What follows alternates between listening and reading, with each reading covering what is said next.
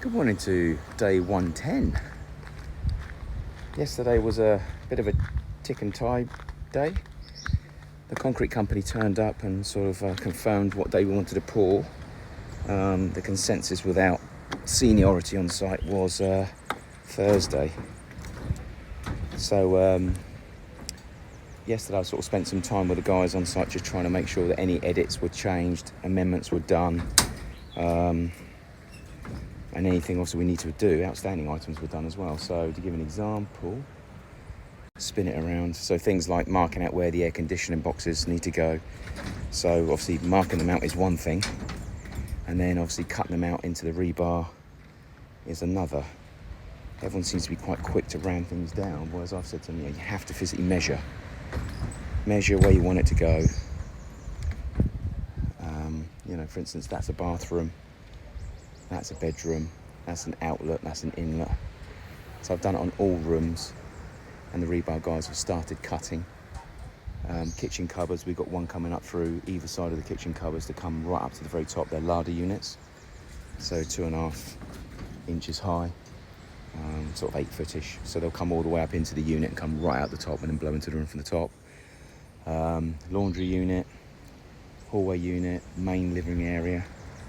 We've got some quite big ones coming through into the main beam of the house, which is just over there. Advice from LG in America was to potentially allow 16 by 16. But as you can appreciate, these are going to be floor grills. So to have 16 by 16 cut out is monstrous. So that doesn't seem right. And one thing we found out yesterday coming here is that, to give an example, that's the centre beam going through the house, and there was meant to be a wall separating that bedroom and this bedroom, but the electrical conduit is now here.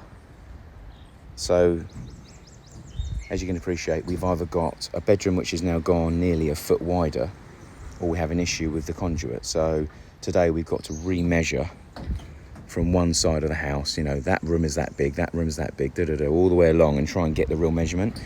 This room is meant to be 12'6", and from that staircase, 12'6" pretty much takes you to that beam.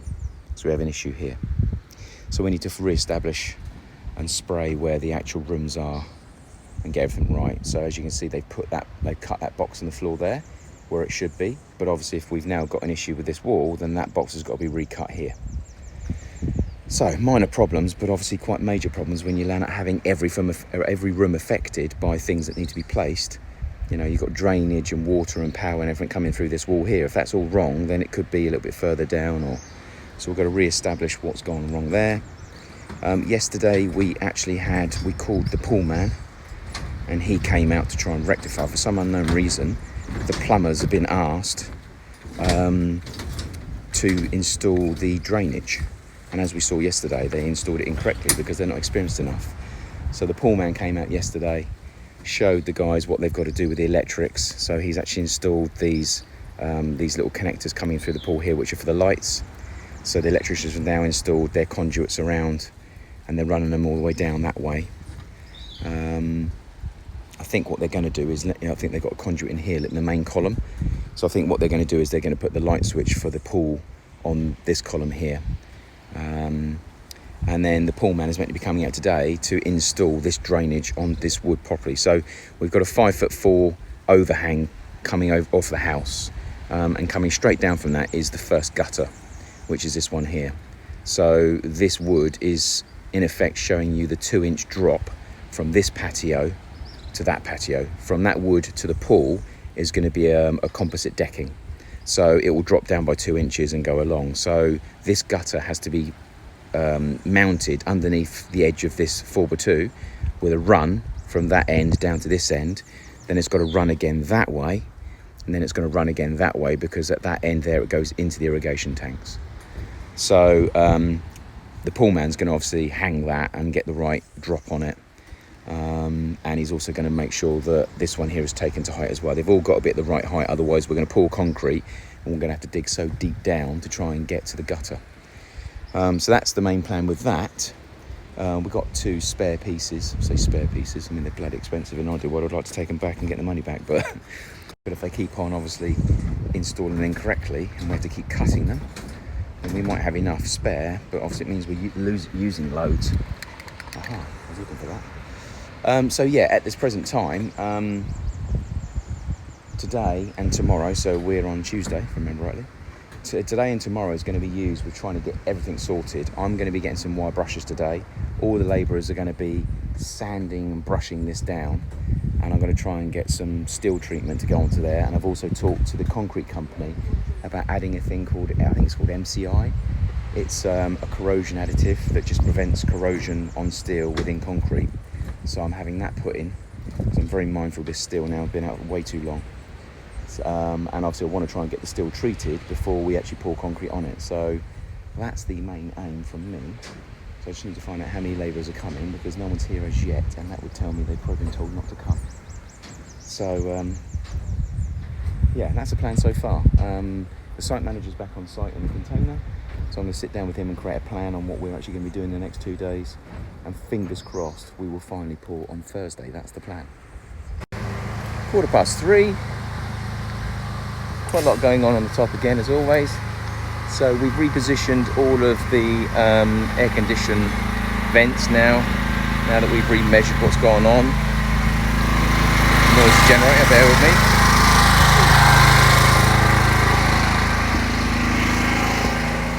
Very noisy generator. So at the front of the house here, we've actually got a 2-foot mini balcony where all the bifold doors will be. So when you open them up, you've got a little ledge about 2 feet. Unfortunately, what's happened is, which we've since found out, is a lot of the plumbers and a lot of the electricians and the guys obviously setting out on the floors themselves doing their own stuff, they've actually not been taking that 2 foot into the equation. So they've been measuring from the end of the boxes backwards and then marking out where they think they've got to run their conduits, their water, their drainage. And as a result of that, obviously we've since found out that they've obviously now been erecting them on the floor in the wrong places. So anyway, sorry, I'm just juggling stuff to try and get up on here. So we've had to now remark up all of those, and a lot of the stuff that's been put in from the electricians and the plumbers has now got to be moved, because conduit is meant to be in the wall, and it's not going to be in the wall. It's been in the middle of the room. So it's caused a few minor teething problems. But yeah, so we've had to get those changed. And as it is, the actual air conditioning holes are a perfect example. They've got to be cut through the rebar to get to the floor. So, in fact, I'll get up and show you. That's the easiest thing to do. Go through what in effect is our aftermath water from yesterday. At least we know the swimming pool's working. Through the hull of the boat. The pool man was meant to turn up and redo the drainage, which he didn't do. Huh? Ice water? What's up with you? I say these Bajans, they really are ponces. Ice water. Ice water, man up. So on the floor itself, they won't drink warm water or room temperature water. It has to be ice cold. Weirdos. So anyway, here is the actual here's a couple, for instance, that have been marked up ready to go in. So this will be a hot outlet, this will be a cold inlet. The steel bender, as you can see, is obviously looking at all the lines are marked up, and he's now cutting the steel for them to sit down on. Tyson is painstakingly going over and trying to hardwire brush all the steel, because it's been left out so long now. We need to treat the steel. I can't remember what it's called actually, this stuff they're going to treat it with, but that's got to be treated. And we've got to do the whole floor. So as you can see, here's one that has been cut in. And again, it's got to be 6 inches from the wall. So that looks like that. A bit further over. These ones are going to be big inlets. They're going to go up through the actual supporting column, the kitchen and the living room. And then each room, as you can see there, look by that orange mark on the floor, that's how far we found out that we're out. So that was the old centre of the house. It's still the centre of the house, sorry, where the actual bedrooms started. One bedroom that way, one bedroom that way. We've since found out that that's how far that way everybody's been using them. So originally, as you can see in the background, there was a box cut out for the air conditioning. Well, that can't be used, obviously, because we're 2 foot too far over. So that would have been in another room. So the new one there is obviously where it needs to be. Everything else has been marked out. For some unknown reason, I don't know why, but site management never marked out all of the rooms. So today I've obviously marked out bedroom 3. I've also sort of marked out where the wall would be in that room. Also here, so you can see, that one is obviously far away. That way 6 inches, that's 6 inches away. They're both now in place. They need to be cut out. Mr. Carpenter's sitting on his arse, always doing nothing. And this corner here is exactly the same. So that one's in, that one's in, that one's got to be cut in. This one, this one, this one, and this one's got to be cut in. But the steel bender is pretty much working from that room, working along. So all of these are now cut in.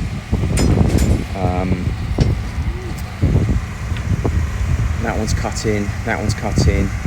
That one doesn't seem to look like it's cut in. I would have thought I'd done that one. I don't know, that one's sitting a little bit proud.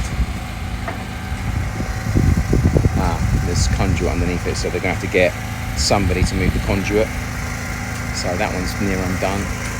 They're all done over there. That one's done. That one's done. He's obviously doing this room here.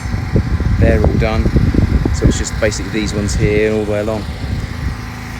So anyway, the other issue is, as you can see there, the orange line, the staircase has actually been built nearly 2 foot too far that way. So that's going to have to be recut, as you can see. So that's all got to be cut out, and that's obviously got to be moved this way.